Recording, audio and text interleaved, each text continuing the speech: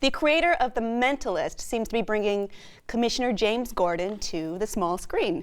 It looks like Gotham, a new series centered on Commissioner Gordon, of course from the Batman universe, before he met Batman, is coming to Fox.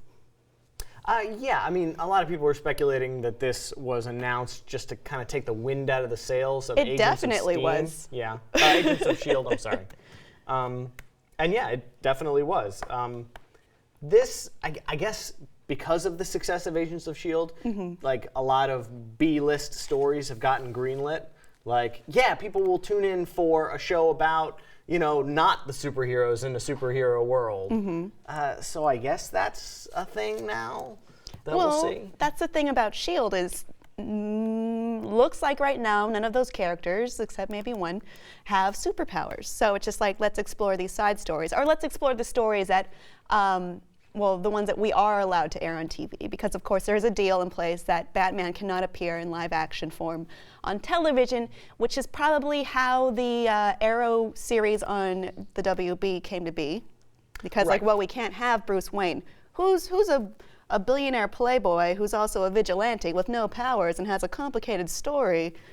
And Oliver not Queen. Protected by copyright. And also he's super hot when he takes off his shirt, and let's put it on all the billboards. And of course, this isn't the first time they've done this. No. Was it even over a decade ago, they had Birds of Prey. Which I did not like. With but Helena Kyle? Helena Kyle, the daughter of Selena wanted it to sound like and Selena, Bruce. I'm sorry. No. And then Oracle and... Yeah, and it had a different take on Huntress, too. And then, of course, Batman never appeared in that. We did get a silhouette of the Joker voiced by Mark Hamill, which was a nice moment. But then we also had like an older Harley Quinn. It was a little too far-fetched to me, like I guess a little bit too far from the canon it's based on for me to enjoy it. Much like Smallville. Yeah, to me, these shows seem like cape teases. For you know, important Fox, WB, DC copyright reason, we can't see the people that we actually signed on for, that we want to see more of. So we'll give you the second string, and hopefully that's good enough. Speaking of second string, Constantine, which is also a DC owned property, looks to be coming to NBC. Maybe you remember the Keanu Reeves version, I do remember loosely based on the comic Constantine, John Constantine. And well, now that's coming out. So we have all these different DC shows. We also have The Flash coming to the WB. It's supposed to be coming out or announced next year. It's being fast-tracked based on Barry Allen, which is good. Wally's good too, but just anyone but Bart is good. So we have all these different DC properties coming out, but they're all on different channels, so there's no chance of them being a united universe. There's NBC, WB, and Fox, ostensibly.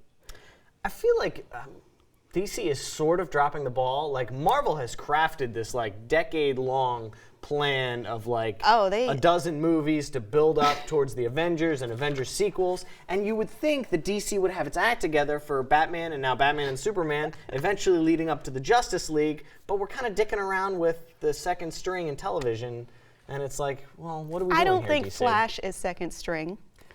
I mean, not everyone knows about Flash and his mythos, but it's actually very cool. And Barry is a great character. So I think when people learn more about him, like they did about Oliver Queen as Green Arrow, maybe people will love him more. I think you're right on that. Marvel is kind of handling things well.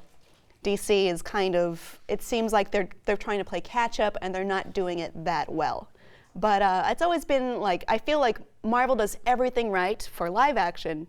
DC does everything right in animation. Can I just say, just to tie things up with Commissioner Gordon? Yes. That since this is an origin story for Jim Gordon, if it's half as interesting as Year One is, as far as Gordon goes. Year One's a good Gordon story. That's a good show. That could be a good show if we get that. Now, it's good because it ties together all the parallels between Jim Gordon and Bruce Wayne and Batman. And those stories evolve he's developing together. Batman. Now we're only going to get half of that. Yeah, and also I feel like if it does really well based on Year One storylines, and then it just kind of like goes on for another season, it might start to lose that quality, and it will lose my attention, probably like Smallville did after a while. I'm one thing I'm glad that about Gotham is that it will not be on the WB, because then we'd see Commissioner Gordon as a sexy teen, and I am not ready for that. No. I don't think the world is.